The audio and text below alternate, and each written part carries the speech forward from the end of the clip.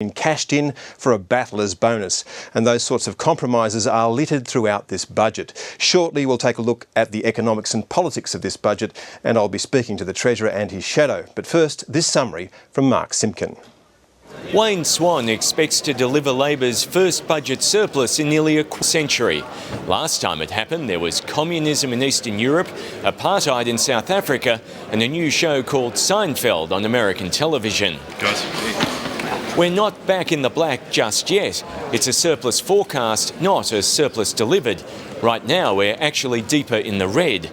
This year's deficit's blown out to more than $44 billion. The government expects to turn that into a tiny but politically potent $1.5 billion surplus in just 12 months, with the surplus growing each year after that.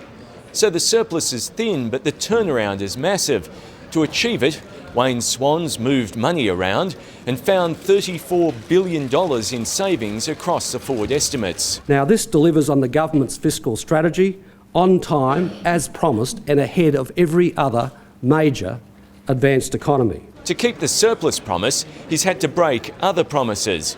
Labor's abandoned the plan to cut the company tax rate. You could call it the relentless negativity dividend. The measure faced likely defeat in Parliament, and the upside of that is nearly $5 billion in savings. The government's also dropped its plans for a 50% tax discount on interest income, and its promise to give taxpayers a standard work-related expenses deduction.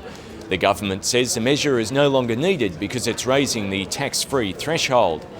Superannuation changes that would have helped older Australians have been deferred, saving $1.4 billion. Australia's foreign aid budget will continue to grow, but at a reduced rate, delivering nearly $3 billion worth of aid to the budget bottom line. That'll cause some political ripples. Kevin Rudd certainly won't be impressed, but it's a decision to cut the company tax cut that's likely to make big waves. Not at all. In fact, I've gone to extraordinary lengths to try and support and get through, in the environment that we are in, this one set company tax rate cut.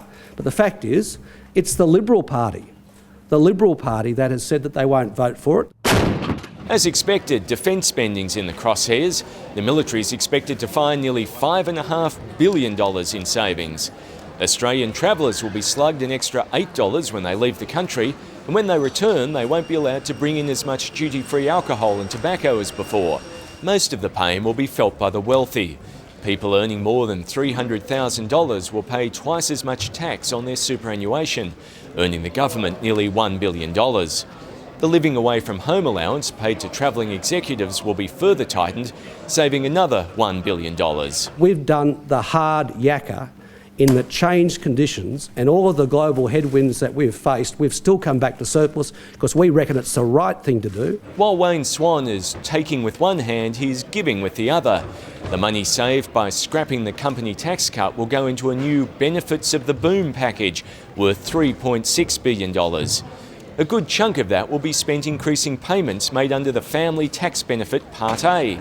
Around 1 million families will get at least an extra $300 a year.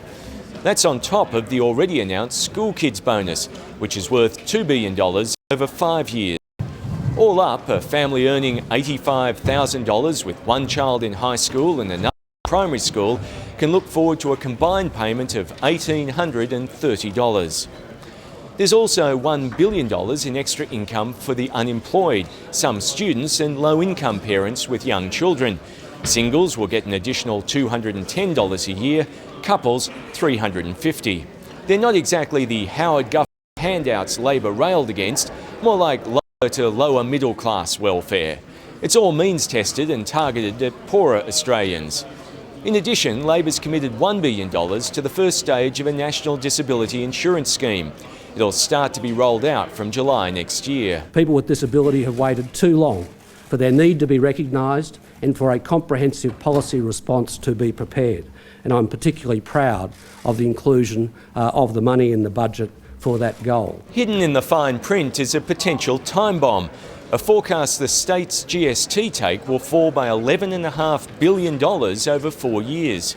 That's likely to get the Liberal premiers screaming for a federal top-up.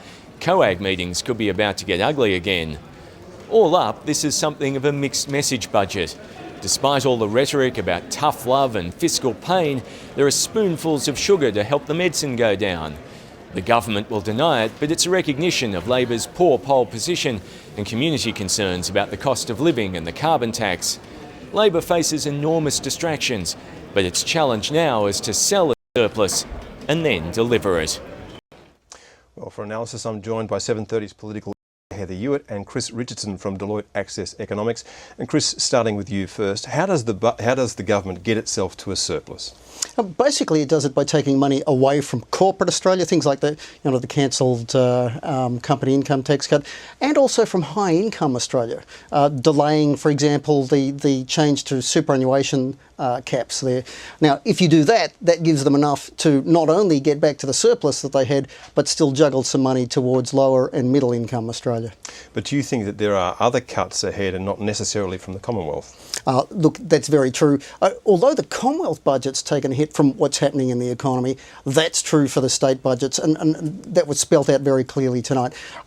GST down over $11 billion across 4 years, very similar to the hit to the federal bottom line. The states will have a problem and they can't turn to the feds. The feds won't pay for it. They need their surplus. And Heather, what are the politics of this? Well, this, I think, is the classic Labor budget. The Treasurer, in his news conference in the lockup earlier this evening before he went into Parliament, called it